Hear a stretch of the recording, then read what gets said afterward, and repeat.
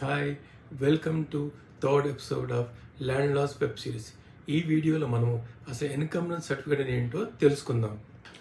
EC అనేది ఒక legal document. ఏదైనా ప్రాపర్టీ సంబంధించి దాని హిస్టరీ తెలుసుకోవాలనుకుంటే మనకి ఈసీ ద్వారా సాధ్యమవుతుంది. కానీ అది రిజిస్టర్డ్ ట్రాన్సాక్షన్స్ అవుతూనే ఆ ఈసీలో రిఫ్లెక్ట్ అవుతాయి అన్నమాట. ఒకవేళ అన్రిజిస్టర్డ్ ట్రాన్సాక్షన్స్ ఉన్నాయనుకోండి, మీరు ఈసీ అప్లై చేసిన దాంట్లో నీల్ ఎన్కమ్రెన్స్ అని వస్తుంది. అదేవిధంగా ఏదైనా ప్రాపర్టీ మార్ట్గేజ్ చేశారనుకోండి, అది కూడా రిజిస్టర్డ్ మార్ట్గేజ్ అవుతూనే మనకి ఈసీ రిఫ్లెక్ట్ అవుతుంది. ఈసీ ఎక్కడ అప్లై చేయాలి? ఈసీని మనము ఐజీఆర్ఎస్ వెబ్సైట్ నుంచి కానీ ఈ సేవ నుంచి కానీ మనం అప్లై చేసుకోవచ్చు. అదే అగ్రికల్చర్ ల్యాండ్ అయిందనుకోండి, మనం ధర్నీ ద్వారా 2020 నుంచి కూడా మనం ఈసీ అప్లై చేసుకోవచ్చు. ఇది చాలా సింపుల్ ప్రాసెస్ అండి. బట్ ఓన్లీ ఒక జాగ్రత్త తీసుకోవాల్సింది ఏంటంటే మన ప్రాపర్టీ డీటెయిల్స్ చాలా క్లియర్గా రాయాలన్నమాట. అగ్రికల్చర్ ల్యాండ్స్ కొనేటప్పుడు ఇంకొన్ని ప్రికాషన్స్ తీసుకోవాలి.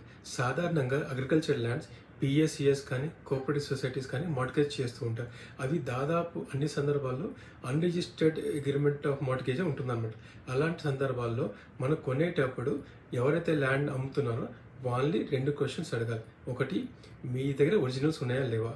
ఒకవేళ లేవు అంటే అవి పోయాయని చెప్పి మీరు పోలీస్ కంప్లైంట్ కానీ ఎఫ్ఐఆర్ రిజిస్టర్ చేశారా?